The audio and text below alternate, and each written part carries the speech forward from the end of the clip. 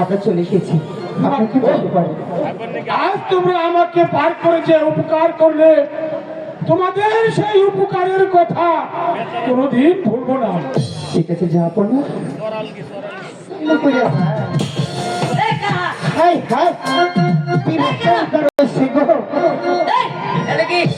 আরে ও মাইস্টার